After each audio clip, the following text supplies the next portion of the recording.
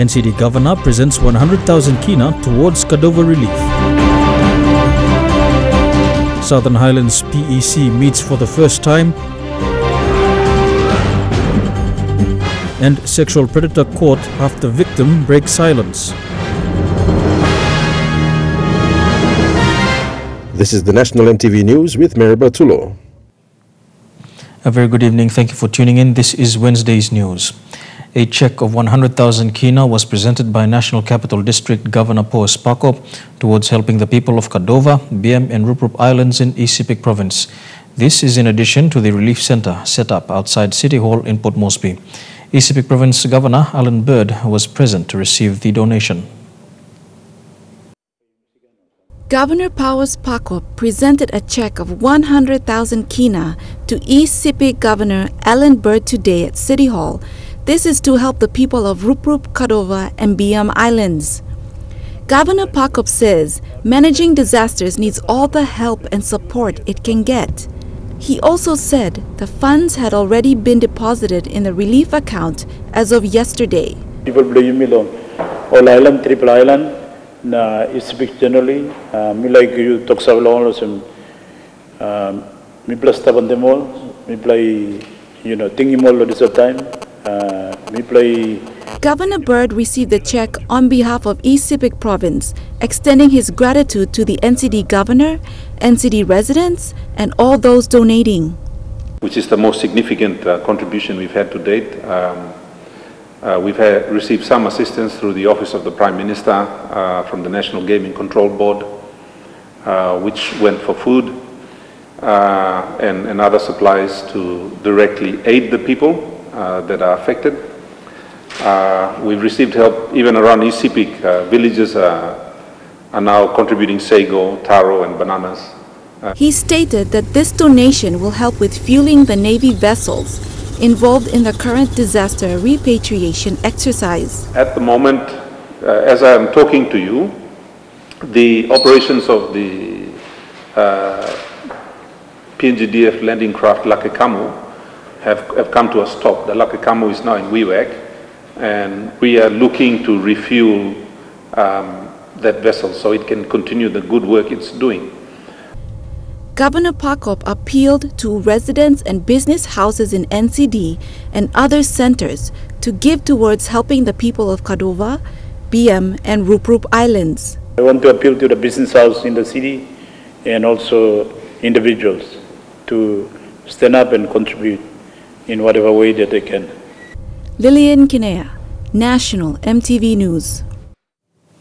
Flame flour and scale rice manufacturer Goodman Fielder has donated bales of flour and a ton of rice to the displaced Cordova Islanders. GFI Marketing Manager Jeremy Fry said the people of East Sepik are great supporters of scale rice and it made sense for the company to give back to the community.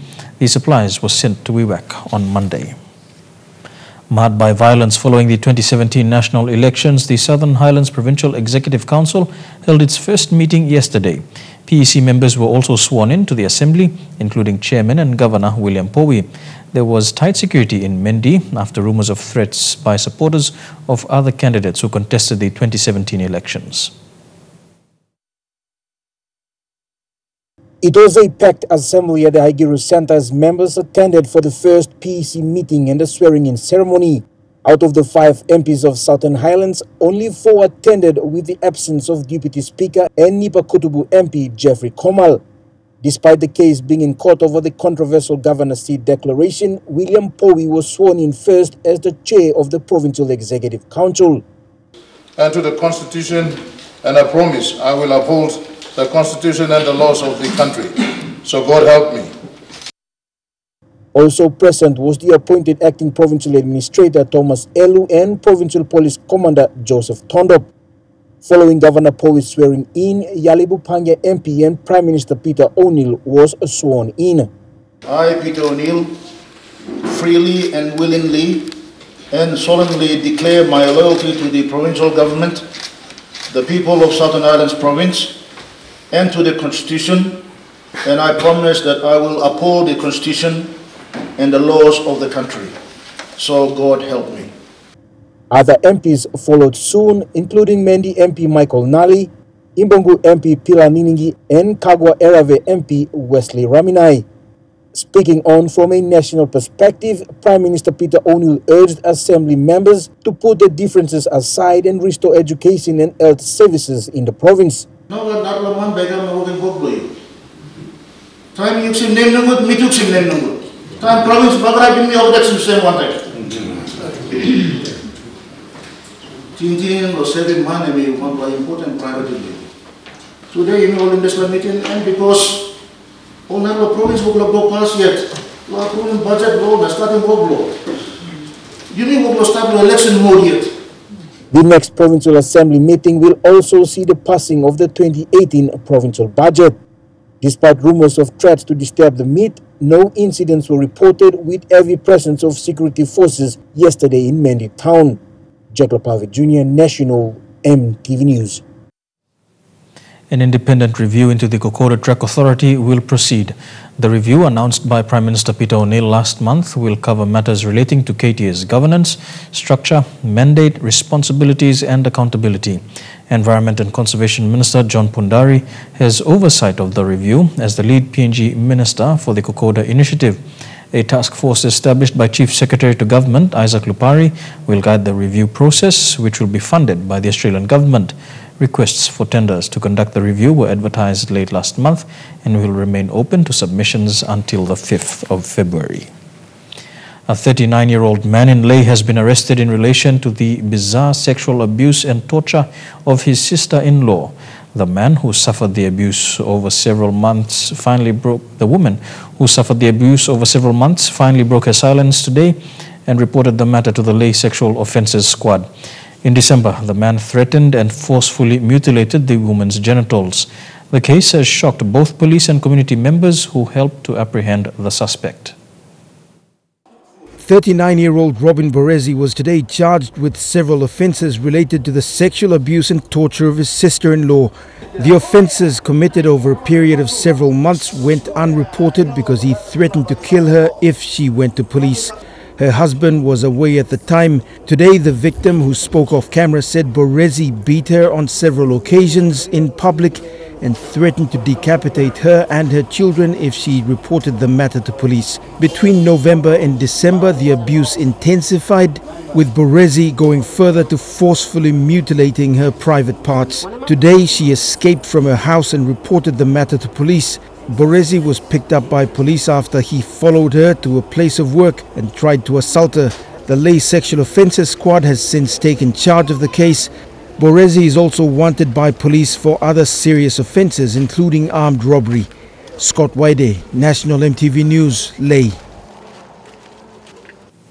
Here with Wednesday's news still coming up, correctional services remember comrades who fell during the Bougainville crisis. Police hierarchy resolved standoff between units, and stories on Carter Otio's post-mortem and police homicide complete investigations into journalist's death. Stay tuned for the details.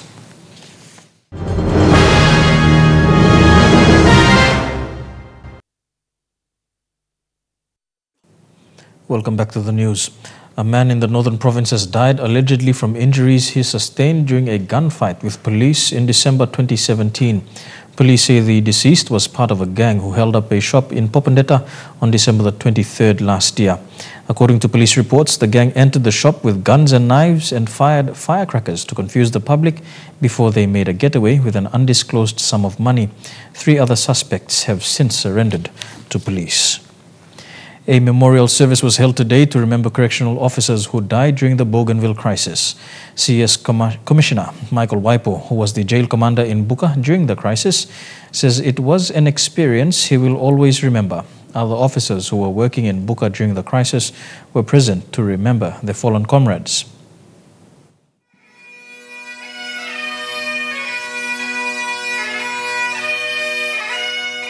Every year, on the 17th of January, correctional service officers host a memorial service to remember the CS officers who died while serving during the Bougainville crisis. The service began with the Kata flag party taking their position around the Kata flag as a sign of honoring the 7 CS officers who were killed during the conflict.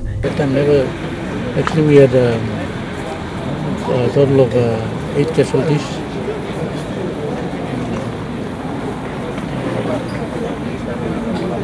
For 6 times officers and one a dependent and the other a visitor who was at camp.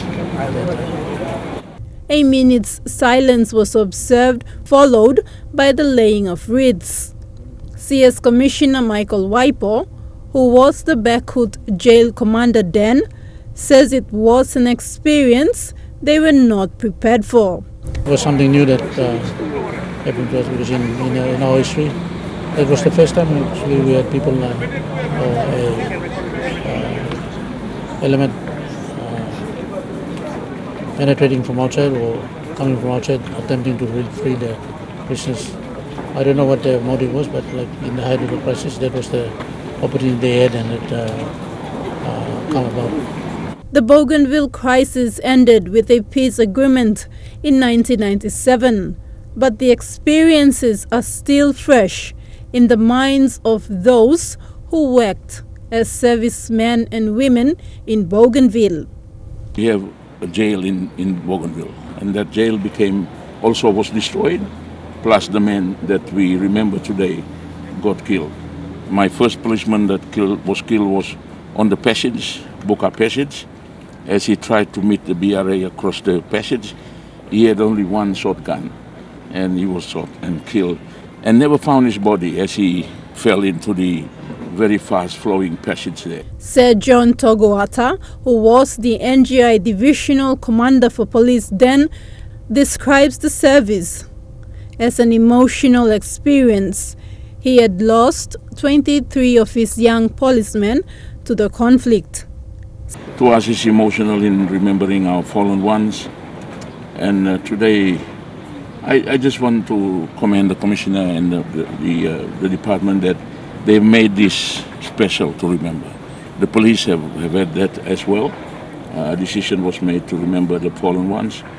And then, of course, now CS, but the Army has always been also remembering with our Remembrance Day as declared by the Parliament. Similar memorial services were held in all correctional services institutions across the country. Thakla Gunga, National EMTV News. The standoff between some policemen from the Special Services Division and members of the dog unit at Bomana Police College was resolved yesterday.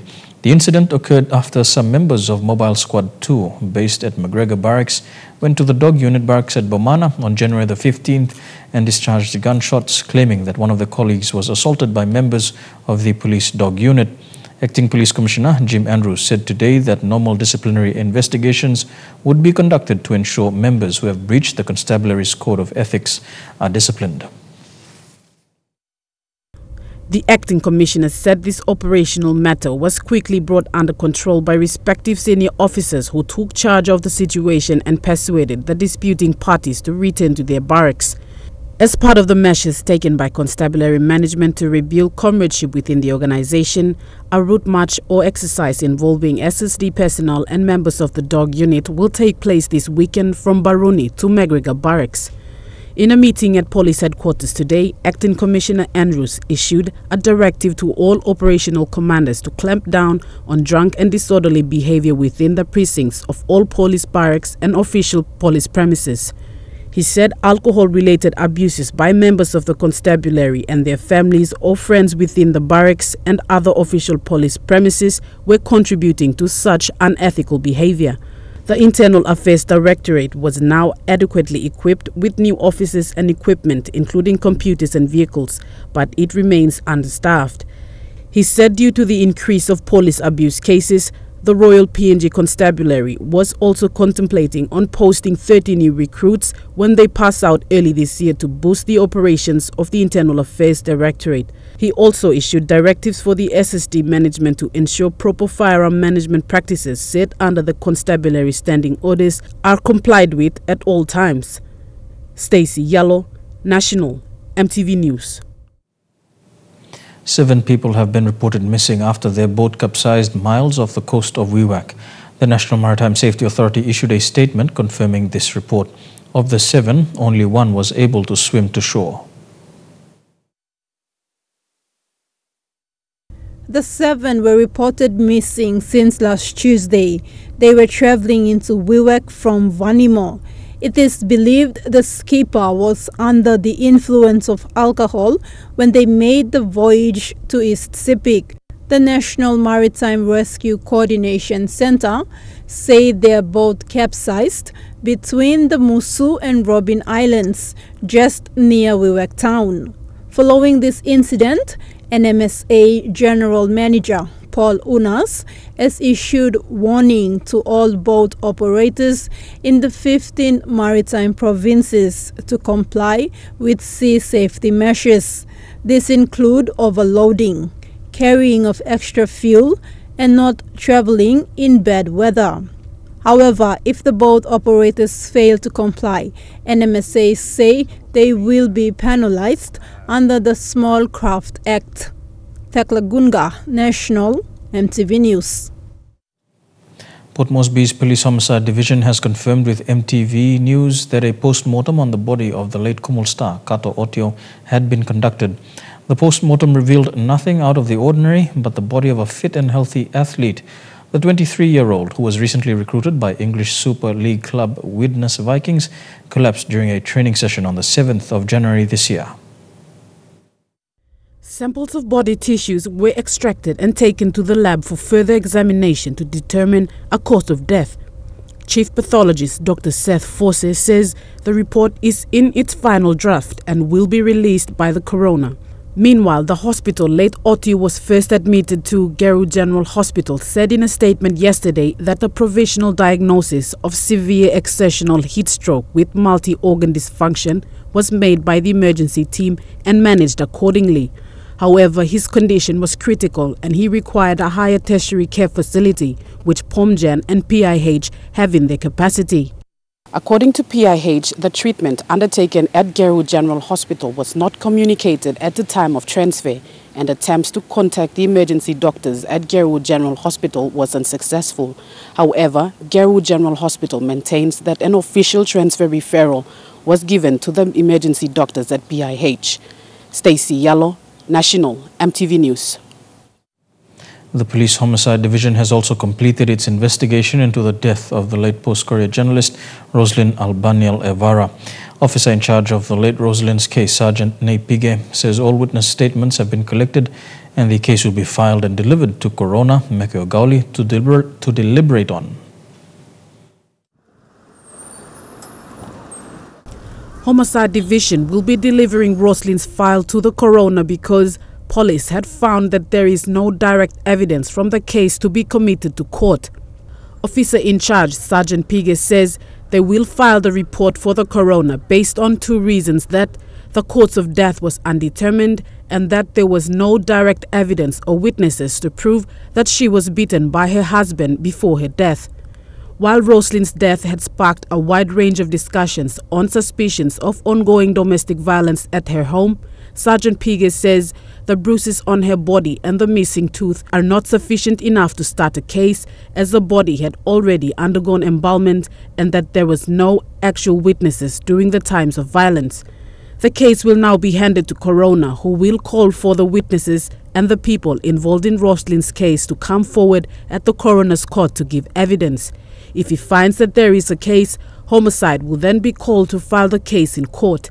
Stacey Yallo, National, EMTV News. You're with National EMTV News. Pre-trial hearing for Kokopo Open Election Challenge, Securities Commission moving to be standalone office, and stories of land tussles in Leh. Those and more after these messages. Stay tuned.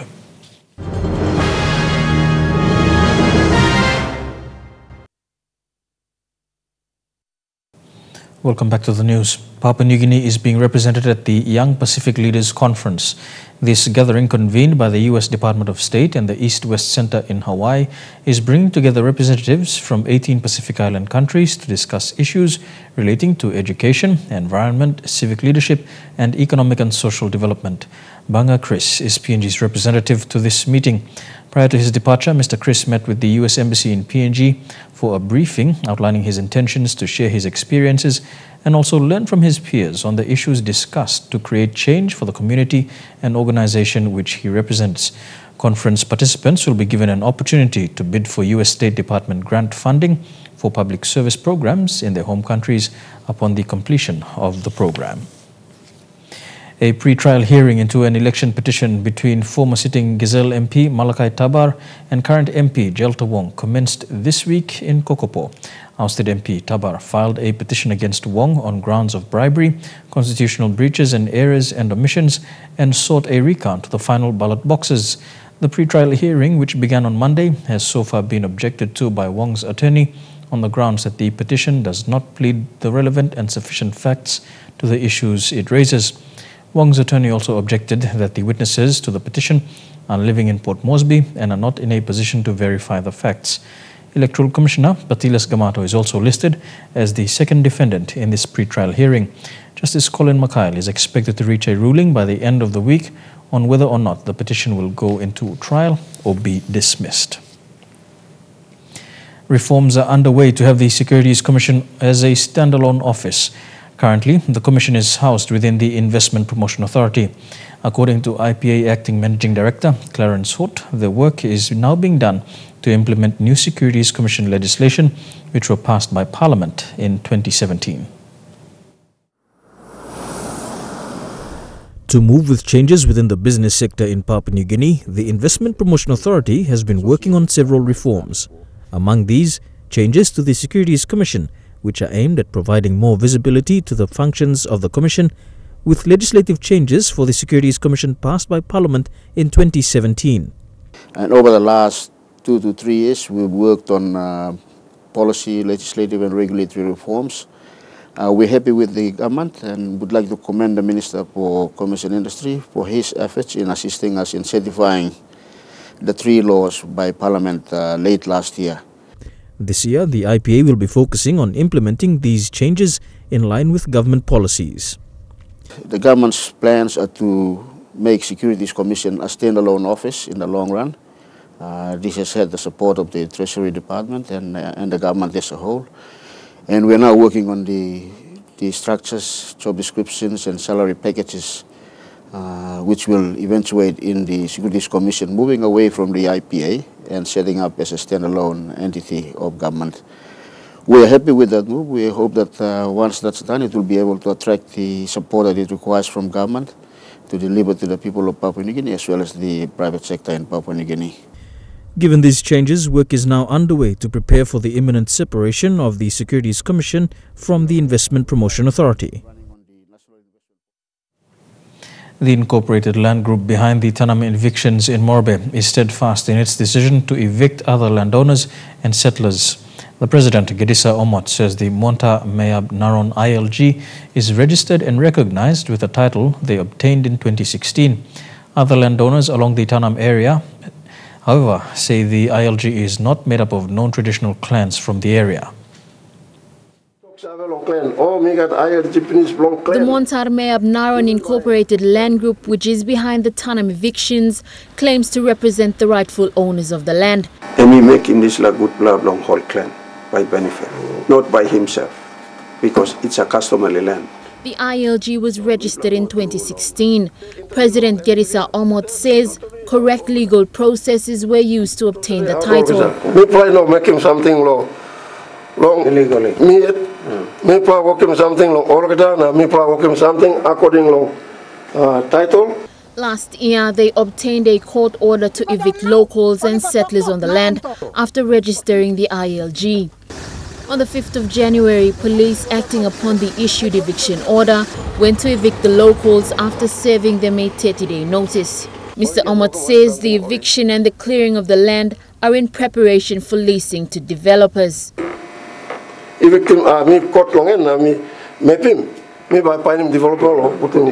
Meanwhile, other landowner groups who are opposing this maintain that the ILG does not stem from any recognized clan in Tanam. Dispute is lang ground poor land. Nah, this like ground now eviction come up lang no ground poor. Emi name this like around em no agagar. And emi belong Narapla clan. Up to 20 families of both landowners and settlers are now affected because of this eviction. Lucy Kopana, National EMTV News, Leh. The managing director of KT Building Contractor Company in Leh, Koslin Tupui, has questioned a land title of state-leased land alongside the Bumbu Bridge at Chinatown, currently registered to Wasu Amu. Mr. Tupui applied for the land title in 2013 through Morobe's Division of Lands. He is still waiting to obtain the actual title. Meanwhile, the state land is registered as portion 275 millinch of Malahang 4 mil of Huon to Wasa Amu, operating as WAP & Co Security in Leh.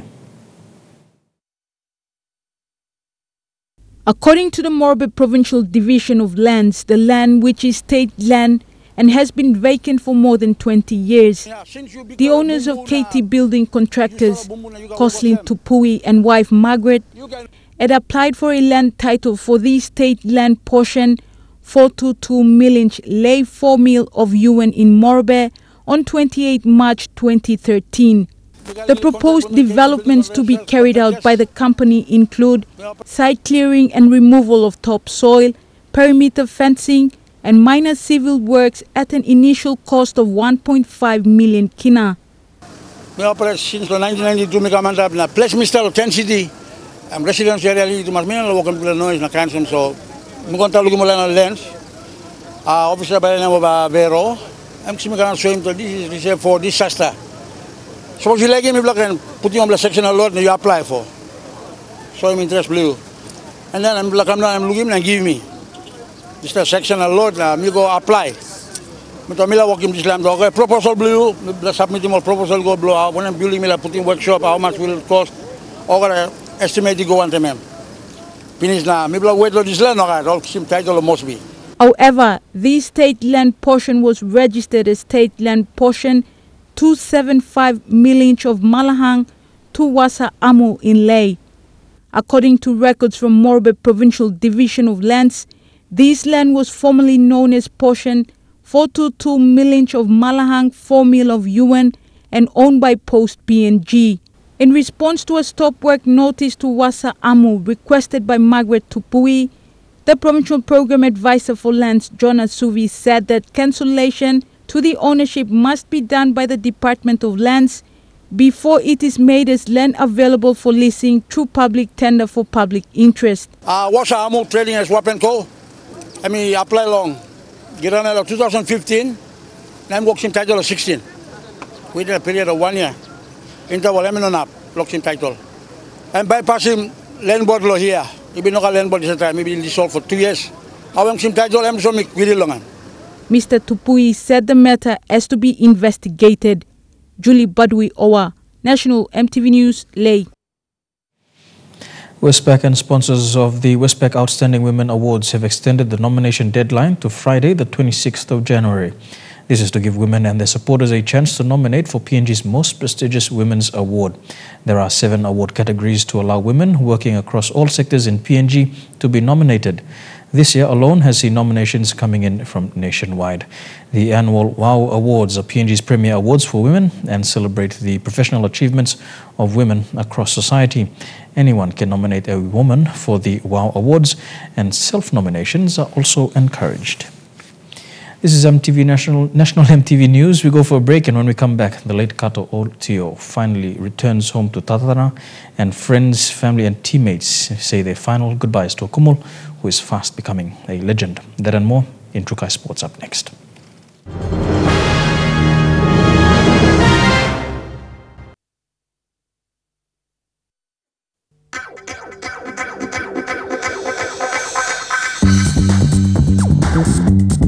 Trukai Sports.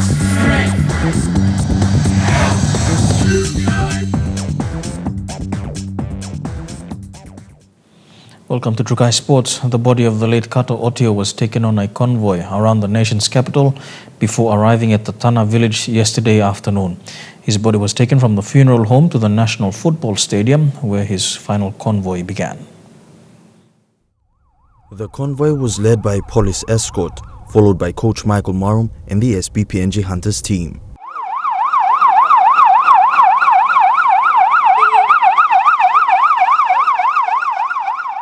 From the NFS, the body was driven through Manawatu Port and down to Sabama.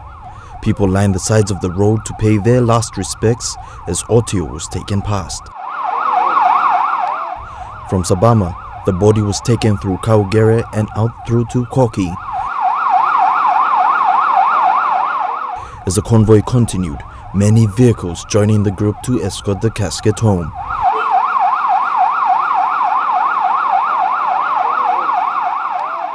They went through downtown Port Moresby and around to Konedobu. Then he was taken into Hanwabada village. Fans held up signs on the sides of the road to welcome Otio.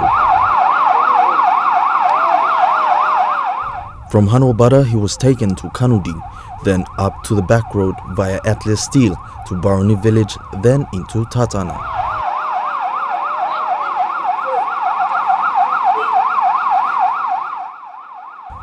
People threw flowers onto the vehicle, welcoming the Rugby League star home.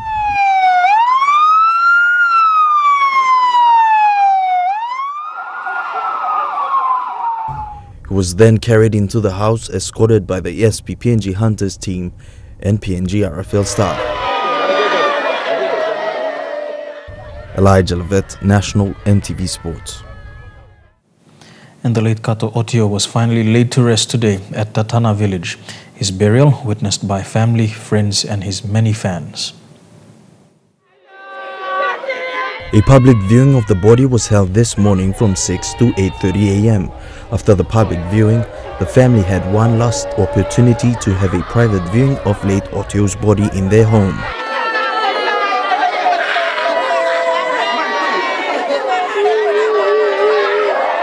Following the private viewing, a funeral service was held at the Tatana United Church. In the walks of life, if they want to come into Tatana. Many villagers, fans, family and members of the PNG RFL attended the service.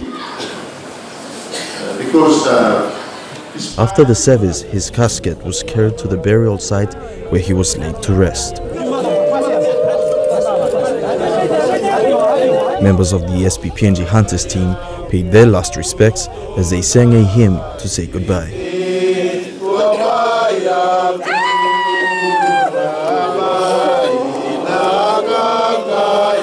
It has been a sad 2 weeks for Papua New Guinea and the Rugby League fraternity across the world, as a future superstar of the code was taken on the verge of achieving great things, which will live on for generations. Elijah Levet, National EMTV Sports. You're watching Trukai Sports. Coming up, we take a look at Champions League football and the Pukpuks get a boost in funding. Those stories when we return. Stay tuned. Trukai Sports. Welcome back to Trukai Sports. To football now, and the OFC Champions League 2018 qualifiers will be available on various platforms across the Pacific, courtesy of a partnership with streaming platform Mikuju. All the action from the first stage of the region's premier international club competition will be delivered direct from Pago Pago, American Samoa. Fans will be able to engage right from the beginning, and for many, it's an opportunity to follow their teams from start to finish. The OFC Champions League 2018 qualifier will be available to view on YouTube, Facebook and Twitter. To rugby union now, and the PNG Pukpuk Sevens team received a timely support of 100,000 kina today, courtesy of Melanesian Trustees Service Limited. MTSL Director Josiah Bakiri, who is a fan of rugby himself, said the company is excited to support the national team and looks forward to working with the team. The PNG Pukpuks are currently into the final preparations for the HSBC Sydney Sevens, which gets underway next week. Grouped in Pool C alongside tournament heavyweights England, Spain and reigning Sevens champion South Africa, the Pukpuks have been putting in the extra yards in training since last year, with little support from stakeholders. We're still looking for a major sponsor, both men and women. Again, we just have to deal with the cards we're dealt. But that has all come to pass. As the tournament draws near, several corporate houses jumped on board to back the national team, with the latest being the Melanesian Trustees Service Limited, with a sponsorship of 100,000 kina. We're pleased to be involved with a team that's representing a Melanesian country in these competitions. Basically supported rugby for both boats. So we come in the first group probably to put in the 100,000 to support this year's program. With that, I'm here to present a check. PNG Rugby Football Union boss Ben Frame received the sponsorship on behalf of the Pukpuks and thanked MTSL for their timely support. I want to thank the sponsors that have joined. You know, it's rugby's survival or our performance is based on the support we get from sponsors.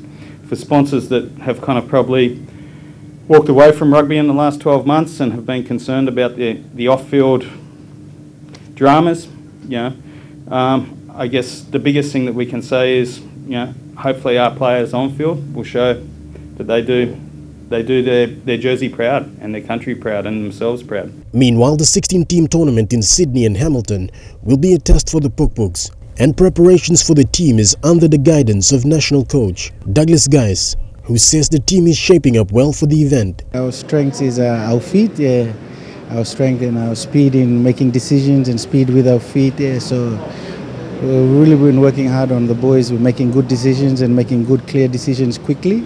And as well on our skill sets, and we're trying to do everything quickly.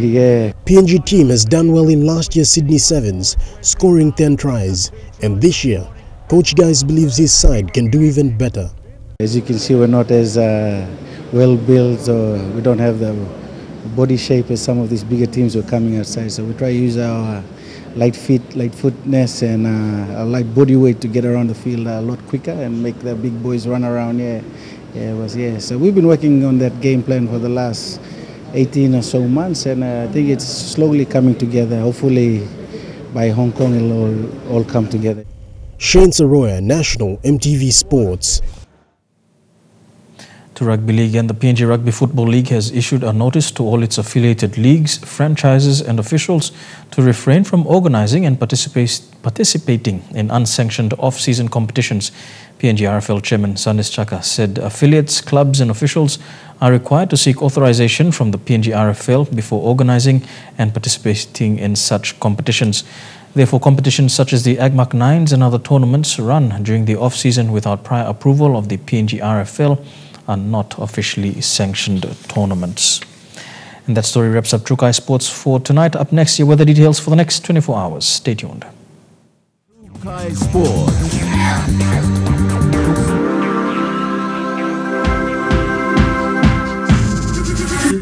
Trukai Sports. The weather details are proudly brought to you by Dulux Weather Shield. Worth doing with Dulux.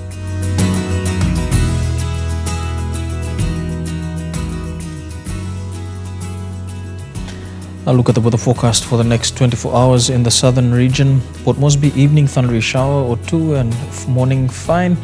Showers and thunderstorms expected for Daru and Kerama, mostly fine. Becoming cloudy at times for Popondetta, mostly fine for Alotau. To the Momasi region, mostly fine in Ley and Madang. Some showers expected in Wau, mostly fine as well for Wewak and Vanimo. To the New Guinea Islands region, fine with some showers later on for Lorengau and Kavieng. Some storms expected in Kokopo and Rabaul, some storms as well in Kimbe, and some showers expected in Buka. And in the Highlands region, Mount Hagen, Goroka, Kundiawa, Mendi and Wabeg, all these major centres can expect some showers over the next 24 hours with early morning fog. To the forecast for small ships and waters of southern PNG Indonesian border through Torres Strait to Daru, and Daru to Kiwai Island to Kerma, Yule Island, Hood Point to Samurai Island, and with waters of eastern and western Milne Bay Islands and waters of Samurai Island to Cape Vogel, Finchafen, including waters of VTS Dampier Strait to Siasi, Long Island, and waters of Long Island to Medang, Bogia, Wewak, Aitape, Vanimo, and the northern PNG Indonesian border, and with waters of Manus and its western group of islands, seas 0.5 to 1.3 meters. Waters of New Island to New Britain and Bougainville, seas 0.5 to a meter.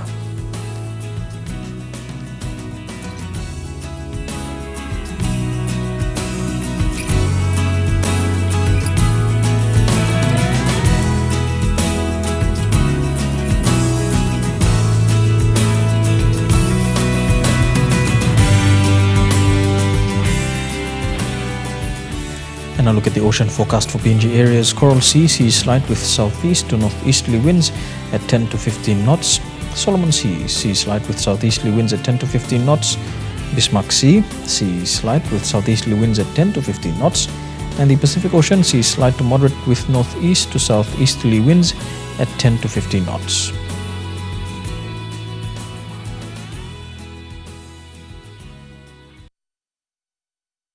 The weather details are proudly brought to you by Dulux Weather Shield. Worth doing with Dulux. And before we go, a recap of our top stories tonight. NCT Governor gives 100,000 kina for Cordova relief. Southern Highlands Provincial Executive Council meets for the first time. And sexual predator caught in lay after victim speaks out. And that's the news, sport and weather for today, Wednesday, the 17th of January 2018. Apologies for the mix-up in dates there. On behalf of the EMTV News team, present viewing, good night.